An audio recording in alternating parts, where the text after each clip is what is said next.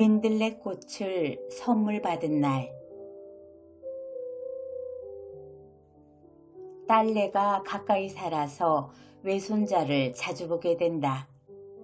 매일 봐도 즐거운 것은 매일 달라지기 때문이다. 두 돌이 막 지난 녀석은 요즘 말을 배우느라 한창이다. 일전에는 녀석이 선물 민들레 하면서 들어오더니 나에게 민들레꽃 한 송이를 주었다. 녀석의 민들레란 발음은 독특해서 저절로 웃음이 났다. 또 오랜만에 민들레를 봐서 반갑고 주위의 인공적인 녹지대에서 민들레가 핀다는 것도 반가웠다. 아주 작은 민들레였다. 나는 그걸 내 옷 단추구멍에다 꽂았다. 문득 아들 애가 중학교에 들어갔을 때의 일이 생각났다. 집에서 너무나 먼 변두리 중학에 배정이 돼 아침 저녁 만원 버스에 시달리느라 자주 단추를 떼어 먹고 왔다. 손자한테 선물 받은 민들레도 꼭 그 교복 단추만 했다. 크기도 빛깔도. 나는 중고등학교의 교복을 별로 좋아하지 않았건만 손자한테 민들레꽃을 받고 나서 그 노란 단추가 반짝이는 교복에 가슴이 아릿한 그리움을 느꼈다. 곧 사라져갈 것에 대한 애수인지도 모르지만 손자는 내가 민들레꽃을 단추구멍에 꽂은 것만 갖고는 흡족하지 않은 모양이었다. 낑낑대더니 그걸 빼서 자꾸만 내 코에다 갖다 댔다. 냄새를 맡으란 소리 같았다. 녀석이 꽃을 보고 좋아할 때마다 가까이 데리고 가 냄새를 맡게 해주었더니 그걸 나에게 다시 갚으려는 것 같았다. 민들레꽃은 워낙 냄새가 없는 것인지 그 꽃이 빈약해서인지 아무 냄새도 안 났다. 그래도 나는 눈을 가스름이 뜨고 황홀한 신용을 했다. 녀석도 나와 이마를 부딪히며 달려들어 같이 꿀내음을 맡으려고 했다. 하도 열심히 냄새를 맡았더니 풀내음 비슷한 깊고 구수한 내음도 풍겨왔다. 아무리 작아도 꿀샘은 있다는 듯이 달짝지근한 내음도 났다. 달짝지근한 것은 어쩌면 나와 이마를 맞댄 손자의 살갗에서 풍겨오는지도 몰랐다. 손자와 함께 맞는 민들레꽃 내음은 참으로 좋았다. 그 조그만 게 피어나기 위해 악착같이 뿌리내린 흙의 저 깊은 속살의 꿋꿋함과 그 조그만 것까지 골고루 사랑한 봄바람의 어질고 부드러운 마음까지를 맡을 수 있을 것 같았다. 내 외손자로부터 조그만 민들레꽃을 선물 받은 날, 창밖의 봄은 참으로 아름다웠다. 햇빛은 반짝이고 공기는 감미로웠고 수양버들은 신선한 녹색으로 푸르러 더할 나위 없이 유연한 몸짓으로 살랑거렸다. 녀석도 기억할까? 42살 적의 어느 황홀한 봄날을 그의 볼과 머리털에 머물렀던 할미의 눈길을. 손자야, 너는 애써 그것을 기억할 필요는 없으리라. 흔히 외손자를 귀여워하느니 방앗개비를 귀여워하란 말들을 한다. 아무리 귀여워해봤댔자 남이란 소리도 되겠고 혹은 사랑에 비해 돌아올 보답이 없음을 말함이기도 하리라. 그럼 보답이란 뭘까? 살았을 적의 봉양이나 방문일까? 죽은 후에 봉제사일까?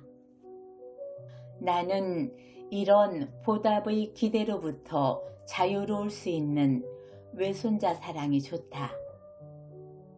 손자야, 너는 이 할미가 너에게 쏟은 정성과 사랑을 갚아야 할 은공으로 새겨둘 필요가 없다.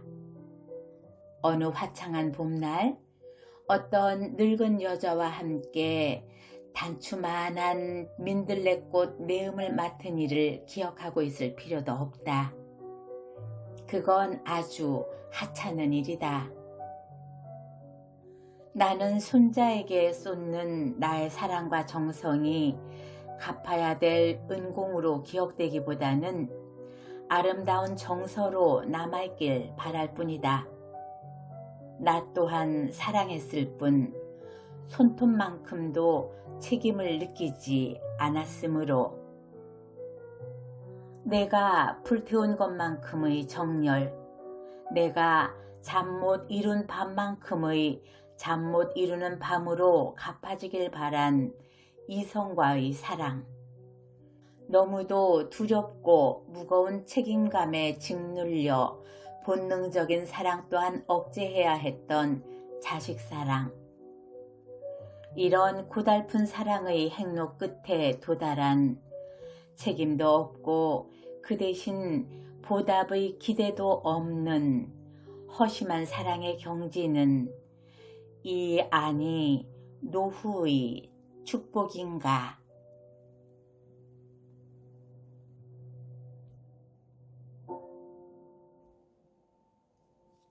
언덕방은 내 방.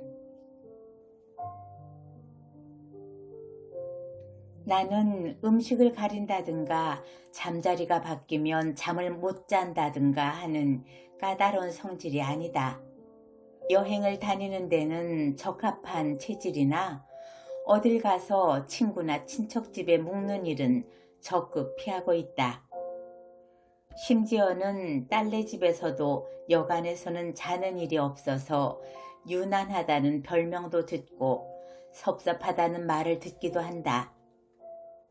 직업적으로 손님을 접대하는 여관이나 호텔은 좀 불친절해도 잘 참는 편인데 친척이나 자식이 나를 위해 이것저것 신경을 써준다고 생각하면 도무지 편안치가 못해서 될 수 있으면 안 하고 싶다. 자주 전화 연락을 하던 지방에 사는 친지한테도 막상 그 고장에 볼 일이 생겨갔을 때는 연락을 안 하고 여관에 묵고 살짝 돌아온다. 혹시나 재워줄 의무를 느끼거나 식사라도 한 끼 대접하고 싶어 할까봐 그렇게 하는데도 나중에 알면 섭섭해하고 차가운 사람 취급을 당하기도 한다. 누구를 위해서라기보다는 나 편하자고 그러는 것이니까 욕을 먹어도 할 말은 없다. 천성적으로 누가 나한테 너무 잘해주려고 하면 나는 그게 가시방석처럼 불편한 걸 어쩌랴. 자연히 내 집이 제일이다. 자주 여행을 다니는 것도 내 집에 돌아올 때의 감격을 위해서일지도 모르겠다. 집은 편안한 만큼 헌옷처럼 시들하기가 십상인데 그 헌옷을 새 옷으로 만드는 데는 여행이 그만이다. 그러나 때로는 집도 낯설고 불편할 때가 있다. 난방이 잘 된 집에서 배불리 먹고 편안히 빈둥댔음에도 불구하고 괜히 춥고 배고프고 고단하고 집에 붙어 있음으로 생기는 온갖 인간관계까지가 헛되고 헛되어 견딜 수가 없을 때 꿈꾸는 여행은 구태여 경치가 좋거나 처음 가보는 고장일 필요는 없을 것이다. 그럴 때 표표히 돌아갈 수 있는 고향이 있는 사람은 복되다. 나에게 부산에 있는 베네딕토 수녀원은 고향과 같은 곳이다. 마음이 시리고 헛헛할 때 남의 눈이 아니라 내 눈에 내가 불쌍해 보일 때 수녀원의 언덕방이나 그 뒷산의 바다가 보이는 의자 생각만 해도 크나큰 위로가 된다. 이 일만 끝마치면 거기 가서 쉬리라 만 먹는 것만으로도 도무지 내키지 않던 일에 새로운 신명이 나기도 한다. 수녀원의 언덕방과 인연을 맺은 지도 어언 6년이 된다. 내 생애에서 가장 고통스러웠던 1988년 가을이었으니까. 나는 그때 나만 당하는 고통이 억울해서도 미칠 것 같았지만 남들이 나를 동정하고 잘해주려고 애쓰는 것도 견딜 수가 없었다. 남들은 물론 자식들까지 나를 건드리지 않으려고 신경 쓰며 위해만 주는 게 내가 마치 고약한 부스럼 딱지라도 된 것처럼 비참했다. 그렇다고 안 위해주고 평상시처럼 대해주었더라도 야속했을 것이다. 요컨대 나는 무슨 벼슬이라도 한 것처럼 내 불행으로 횡포를 부리고 있었다. 마침 그때 이혜인 수녀님으로부터 수녀원에 편히 쉴 만한 방이 있으니 언제라도 오라는 고마운 말씀을 들었다. 아마 수녀님으로서보다는 시인의 직관으로 나의 걷잡을 수 없이 황폐해져가는 심성을 들여다보고 안 됐단 생각이 들었던 것 같다. 그 소리를 듣자마자 그렇게 거기가 가고 싶을 수가 없었다. 몸이 극도로 쇠약해져 있을 때라 딸이 말리는 걸 무릅쓰고 나는 고집을 피워 드디어 언덕방의 손님이 되고 말았다.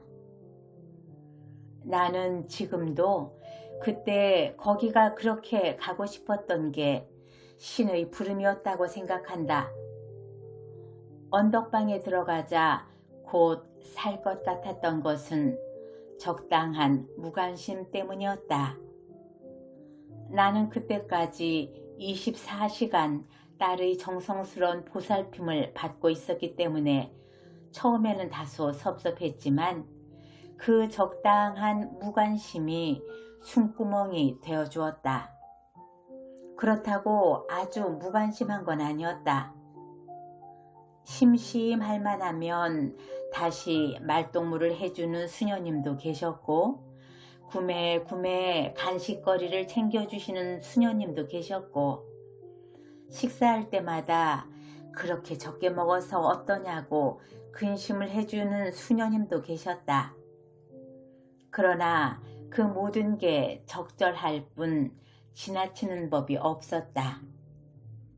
식사는 정결하고 맛있었지만 검소하고 평등했고 아무도 나를 위해 전복죽이나 잣죽을 쑤어다가 먹으라고 강요하지 않았다. 모든 것이 조금도 과하지 않고 적절했고 오직 수녀님들의 화평한 미소만이 도처에 넉넉했다. 수녀님들의 미소는 내가 있는 걸 다들 좋아하고 있구나 하는 착각까지 들 지경이어서 신세를 지고 있다는 불편한 마음이 들 새가 없었다. 결국 나는 언덕방 손님 노릇을 통해 3살짜리 같은 응석 바지로부터 홀로 서기에 성공을 할 수가 있었다. 그 후에도 거의 해마다 수녀원 언덕방의 손님 노릇을 다만 며칠이라도 하고 와야 마음이 개운해지는 버릇이 생겼다. 사람에 따라 다르겠지만 나는 손님을 가장 불편하게 하는 것은 지나친 공경과 관심이라고 생각한다. 너무 잘해주는 친척 집보다 불친절한 여관방을 차라리 편하게 여기는 것도 그런 까닭이다. 필요한 것이 알맞게 갖춰져 있고 홀로의 시간이 넉넉히 허락된 편안한 내 방이 언제고 나를 기다리고 있다고 생각하는 것만으로도 나는 아릿한 향수와 깊은 평화를 느낀다. 수녀원 뒷산의 사계절은 또 얼마나 좋은지. 자연 그대로인 것 같으면서 세심한 손길이 느껴지고 잘 가꾼 것 같으면서 자연 그대로인 뒷산에 안겨 새소리를 듣고 다람쥐와 숨바꼭질을 하고 철 따라 피고 지는 꽃들을 보는 기쁨과 평화는 주님, 당신은 참 좋으십니다 라고밖에 표현할 길이 없다. 그 복잡한 부산에 그런 좋은 동산이 있다는 걸 누가 믿을까? 거기 언제나 갈 수 있고 또 가기를 꿈꿀 수 있다는 것만으로도 나는 참 복도 많다 싶다.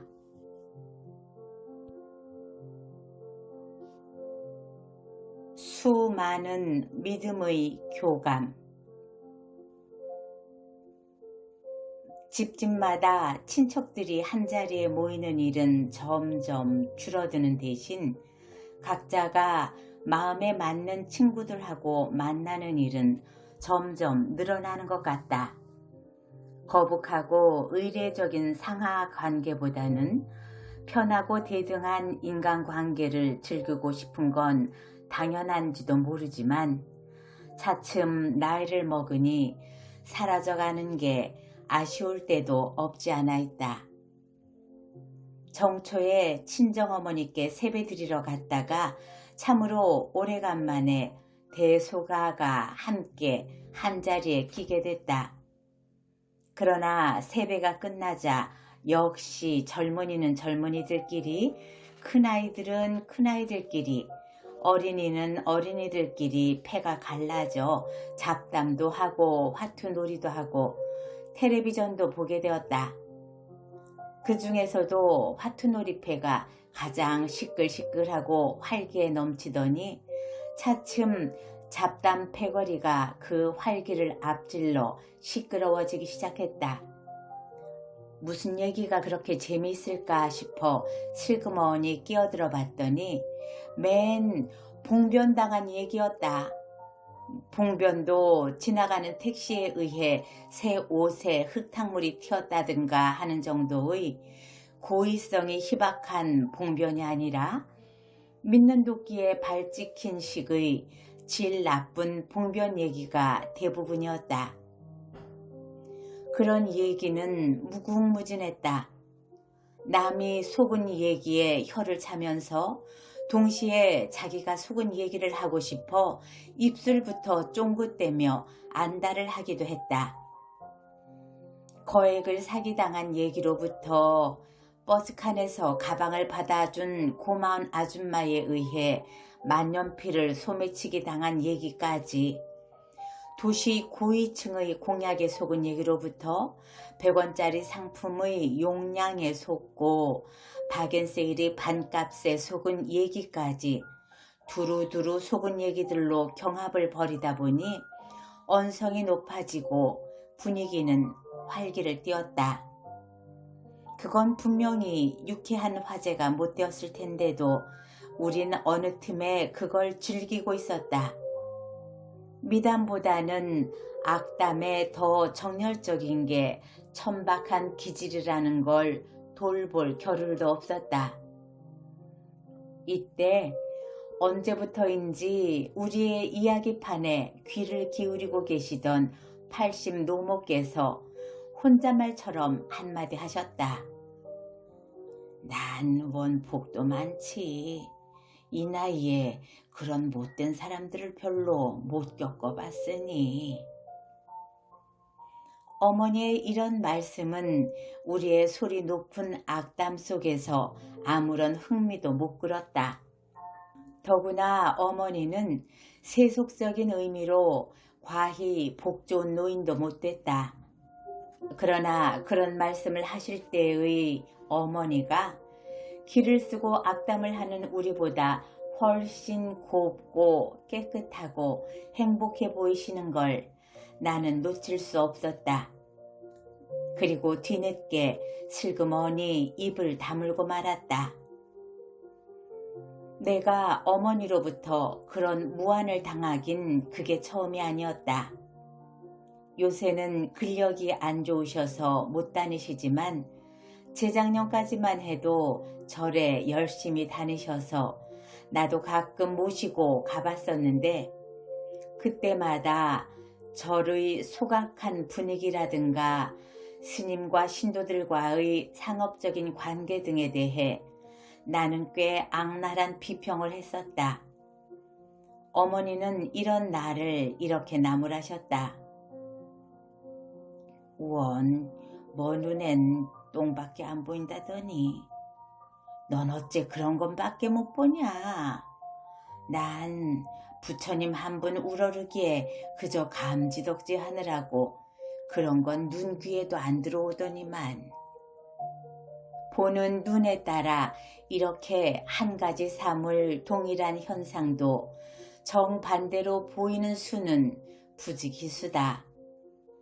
사람을 믿었다가 속았을 때처럼 억울한 적은 없고 억울한 것처럼 고약한 느낌은 없기 때문에 누구든지 어떡하든지 그 억울한 느낌만은 되풀이해서 당하지 않으려 든다. 다시 속기 싫어서 다시 속지 않는 방법의 하나로 만나는 모든 것을 일단 불신부터 하고 보는 방법은 매우 약은 삶의 방법 같지만 실은 가장 미련한 방법일 수도 있겠다.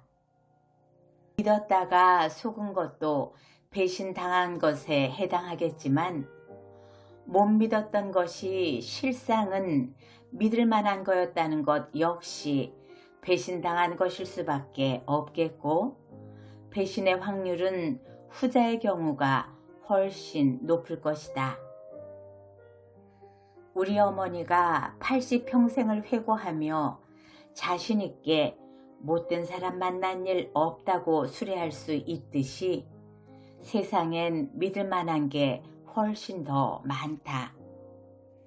우리가 믿음에 대해 쉬 잊고 배신을 오래 기억하며 타인에게 풍기지 못해 하는 것도 우리의 평범한 일상의 바탕이 결코 불신이 아니라 믿음이기 때문이다.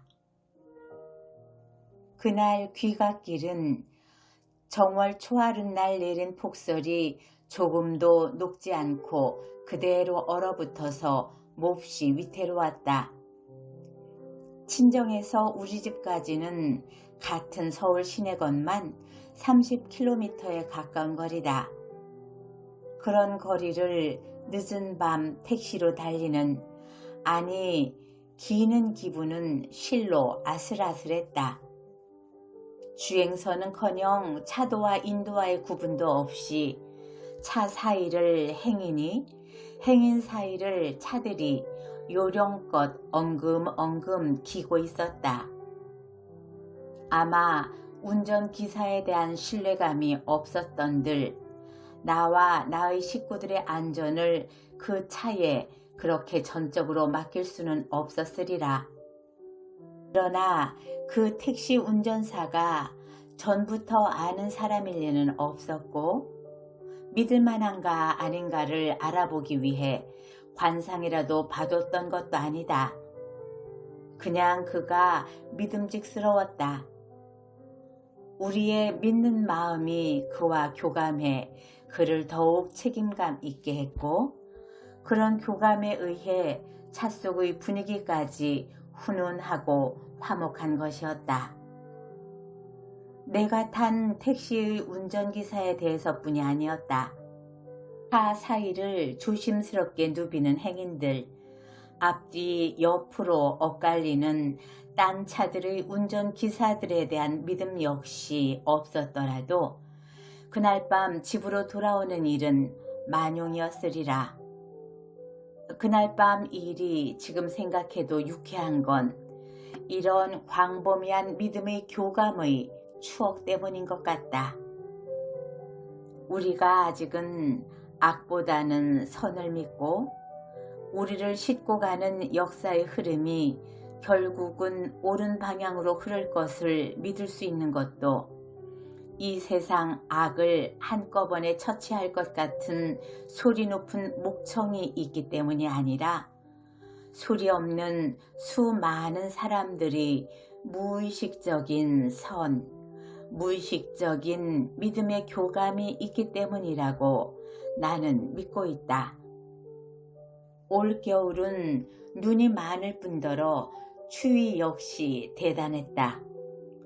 우리 집처럼 방이 여럿이고 방마다 연탄을 떼는 집에선 매일매일 배출해내는 연탄재만 해도 엄청나다. 만일 하루 걸러 오는 청소부가 사흘이나 닷새쯤을 오지 않는다면 우리 동네는 연탄재에 묻히리라. 그러나 청소부 아저씨는 어김없이 온다. 아침 기온이 영하 15도가 넘는다는 관상대 발표를 듣고 나서 아저씨의 손수레 바퀴가 언 땅을 덜커덕 구르는 소리를 들을 때처럼 고맙고 안심스러울 때는 없다. 그러나 폭설이 내린 다음 나는 청소부 아저씨를 믿을 수가 없었다. 그도 그럴 밖에 우리 집은 지대가 높아 완만하게 경사진 비탈길은 동네 꼬마들에 의해 스키장으로 변해 있었다. 그 위험한 눈길을 뚫고 손수레를 끌고 연탄재를 수거하러 오길 바라는 건 지나친 욕심 같았다. 쌓이는 연탄재만큼의 우울과 근심이 내 가슴을 짓눌렀다. 그러나 그날 아침도 쓰레기통은 말끔히 비어 있었다. 올겨울도 많이 추웠지만 가끔 따스했고 자주 우울했지만 어쩌다 행복하기도 했다. 올겨울의 희망도 뭐니 해도 역시 봄이고 봄을 믿을 수 있는 건 여기저기서 달콤하게 속삭이는 봄의 약속 때문이 아니라 하늘의 섭리에 대한 믿음 때문이다.